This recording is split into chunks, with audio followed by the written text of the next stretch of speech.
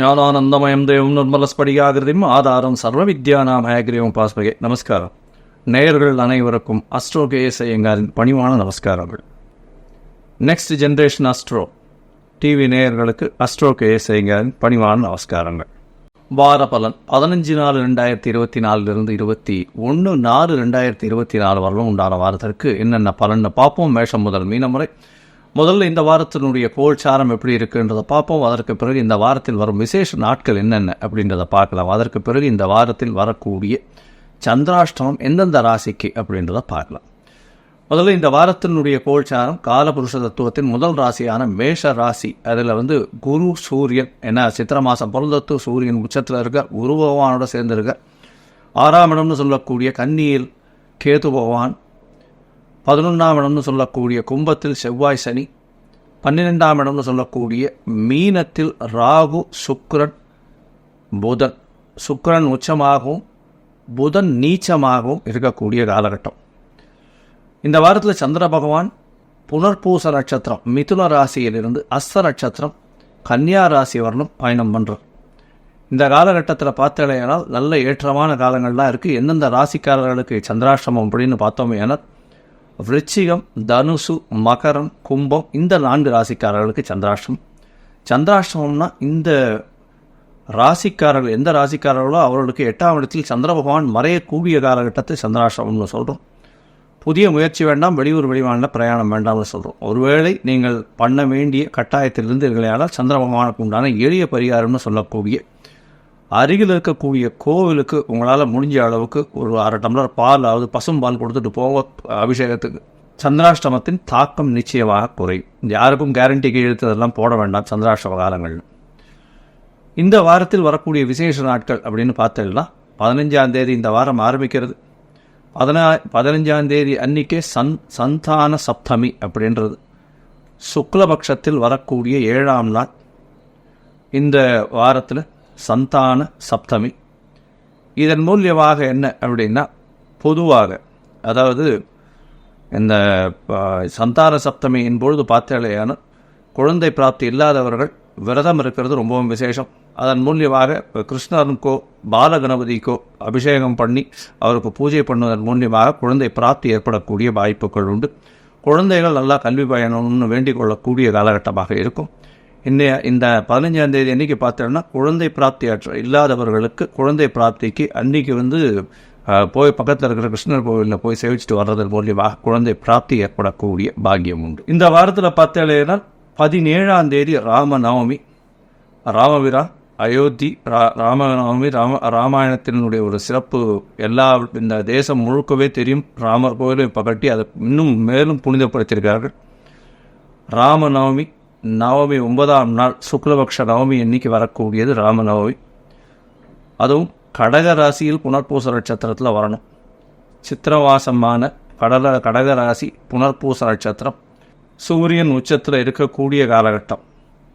அதனால் இந்த நவமியில் சுக்லபக்ஷ நவமி ராமநவமின்னு சொல்கிறது.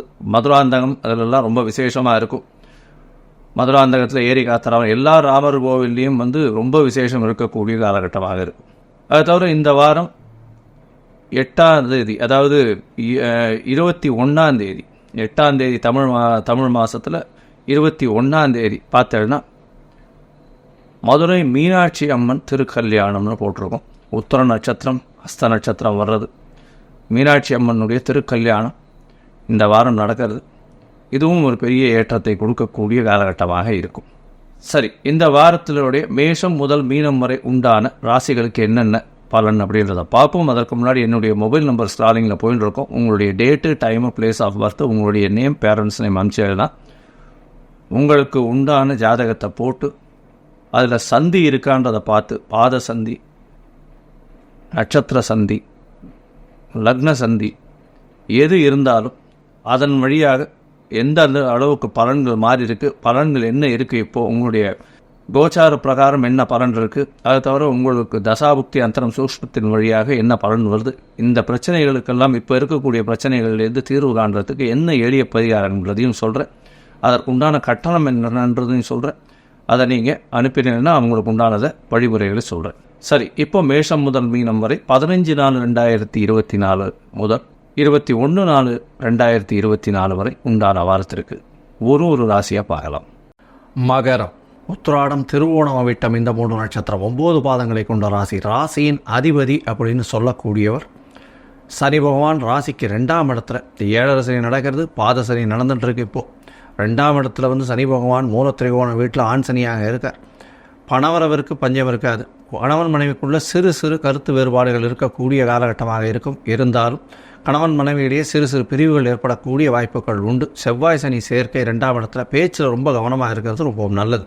உங்களுடைய ராசிக்கு 3ஆம் இடத்துல சுக்கிர பகவான் உச்சம் பெற்றிருக்கிறது பெரிய விசேஷம். ஏன்னா உங்களுடைய ராசிக்கு 5, 10க்கு அதிபதினு சொல்லக்கூடியவர் பார்த்தடையான சுக்கிர பகவான். அவர் வந்து மிகப்பெரிய யோகர். உங்களுக்கு ஒரு திரிகோண கேந்திர அதிபதினு சொல்லக்கூடியவர். அவர் வந்து உச்சம் பெற்று போயிருக்கிறது 3ஆம் இடத்துல. உங்களுடைய முயற்சிகள் அனைத்தும் வெற்றி பெறக்கூடிய வாய்ப்புகள் உண்டு. கூட வந்து ராகு பகவானும் இருக்கிறது பெரிய விசேஷம். உங்களுடைய ராசிக்கு 3ஆம் இடத்துல புத பகவான் இருக்கிறது. புத பகவான் நீச்ச பங்கம் அடைகிறதும் ரொம்ப ஒரு பெரிய ஏற்றத்தை கொடுக்கக்கூடும். ஏன்னா உங்களுடைய ராசிக்கு 6, 9ஆம் அதிபதி நீச்சம் பெற்று போய் பங்கம் அடைகிறதுனால புதிய கடன் வாங்கக்கூடிய வாய்ப்புகள் உண்டு. சுப கடனாக இருக்கக்கூடிய காலகட்டமாக இருக்கும். புதிய வீடு மனை வாங்கக்கூடிய வாய்ப்புகள் நிச்சயமாக உண்டு. இந்த வாரத்தில் பார்த்தாலேயானால் இந்த வீடு மனை புரோக்கர் பண்ணுறவங்க, அதை தவிர புரோக்கரேஜ் பண்ணுறவங்க, அதை தவிர வந்து செங்கல், ஜல்லி, மண் விற்கிறவங்க, அதை தவிர இந்த பெட்ரோல், டீசல், அதை தவிர எண்ணெய் விற்கிறவங்க, சனி பகவானுக்கு உண்டான இந்த கருப்பு ஆயில் விற்கிறவங்க, கருப்பு துணி விற்கிறவங்க, ஷூஸ் விற்கிறவங்க, அதாவது லெதர் சம்மந்தப்பட்ட வியாபாரம் பண்ணுறவங்க, இவங்களுக்கெல்லாம் இரும்பு சம்மந்தப்பட்ட வியாபாரம் பண்ணுறவங்க, இந்த ஸ்கூட்டர், 2 வீலர், 4 வீலர், சைக்கிள் இதெல்லாம் விற்கிறவங்க, இவங்களுக்கெல்லாம் பெரிய ஏற்றம் கிடைக்கக்கூடிய காலகட்டம். அது தவிர துப்புரவு தொழிலாளர்களுடைய HR, head of the department, administrative in charge, இவங்களுக்கெல்லாம் வந்து பெரிய ஏற்றம் கிடைக்கக்கூடிய காலகட்டமாக இருக்கும். அரசியல் சார்ந்த பிரமுகர்களுக்கு பெரிய ஏற்றம் கிடைக்கும். ஆனால் பேச்சில் ரொம்ப கவனமாக இருக்கிறது நல்லது.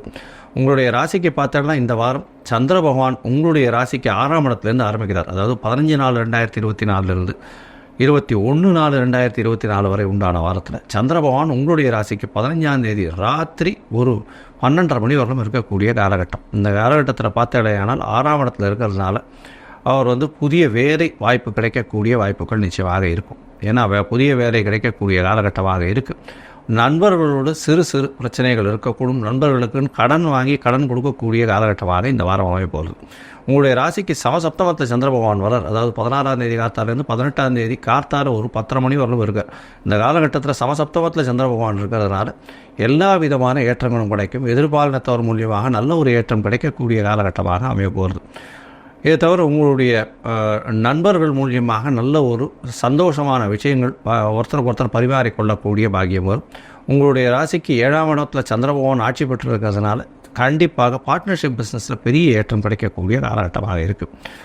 இந்த வாரம் பார்த்தாலேயானால் உங்களுடைய ராசிக்கு 8ஆம் இடத்துல சந்திர பகவான் போகிறார். சந்திராஷ்டம காலமாக இருக்குது. சந்திராஷ்டம காலமாக இருந்தாலும் குருவின் பார்வை சந்திர பகவான் மேலே உழருது. 18ஆம் தேதியிலேருந்து 20ஆம் தேதி மாலை ஒரு 10 மணி வரலும் 10-10:30 மணி வரலும் இருக்கக்கூடிய காலகட்டம். இந்த காலகட்டத்தில் பார்த்தோம்னா சந்திர பகவான் செவ்வாயின் பார்வையில் இருக்கார், சனியின் பார்வையில் இருக்கார், அதோட குருவின் பார்வையில் இருக்கார். இதனால் பார்த்தாலேயானால் குரு சந்திர யோகம் அமையிறது, புணர்ப்பு யோகம் அமையிறது, சந்திரமங்கல யோகம் அமையிறது. இதன் மூலியமாக பார்த்தோம்னா புதிய வீடு மனை வாங்கக்கூடிய பாக்கியம் நிச்சயமாக வரும்போதும் 9ஆம் இடத்துல போய் இருக்கிறதுனால தந்தையின் உடல்நிலையில் நல்ல ஒரு ஏற்றம் கிடைக்கக்கூடிய காலகட்டமாக இந்த வாரம் அமைய போகிறது. உங்களுடைய ராசிக்கு 10ஆம் இடத்துல சந்திர பகவான் போகிறார். கேத்துவோட சம்பந்தம் 10ஆம் இடத்துல போய் கேத்துவோட சம்பந்தம் இருக்கிறதுனால புதிய தொழில் அமையக்கூடிய வாய்ப்புகள் நிச்சயமாக உண்டு.